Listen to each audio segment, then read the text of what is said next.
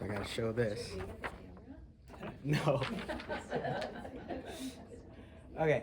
Hello. So last summer I had the opportunity to go on a trip all by myself to Maine to go fishing. So at the start of last year, I had a goal to catch a personal best bass. And on this trip, not only did I catch one personal best, but I caught two. So when most people think of fishing, they don't really think of like Maine for good fishing. They think of Texas or Oklahoma or Florida or something like that. But in Maine, when I went, we never caught a single small fish, we never caught one that was under 1.5 pounds, including everyone who went, me, my aunt, my uncle, and my cousin. We all caught personal bests.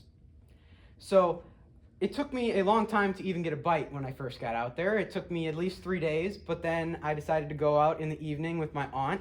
And on the third cast of the evening, I hooked into a big largemouth bass. And it took my aunt a long time to net that fish, and she almost fell in the lake twice, which was kind of scary because we were in this little rickety old boat on this pretty big lake that was very deep and rocky. But we did land it, and it weighed 3.28 pounds, which was a new personal best fish.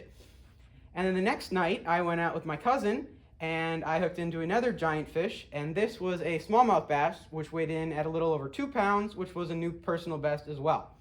So all 4 of us caught personal bests, including my uncle who caught the biggest, which was just over 4 pounds. But that's not quite where the story ends. On the last day, my aunt dropped me off at the airport, and I went through security, and they stopped me, and they wanted to check my bag, which I knew they were going to do this because, well, they did on my way there as well, because on my life jacket it had a CO2 cartridge on it since it was an auto inflate. So they did, and it took the guy 20 minutes to even start coming over to check over my bag. And he didn't know the answer if I was able to carry it on. So he called the supervisor. And his supervisor took forever to get there, and by the time she started walking up, my flight was boarding. So, and then she didn't know what to do, so she got on the phone with Delta, and they finally got an answer. And then the lady called the flight and made sure they would wait for me, and then she walked me there, and then I was finally able to board, and I made it home safely.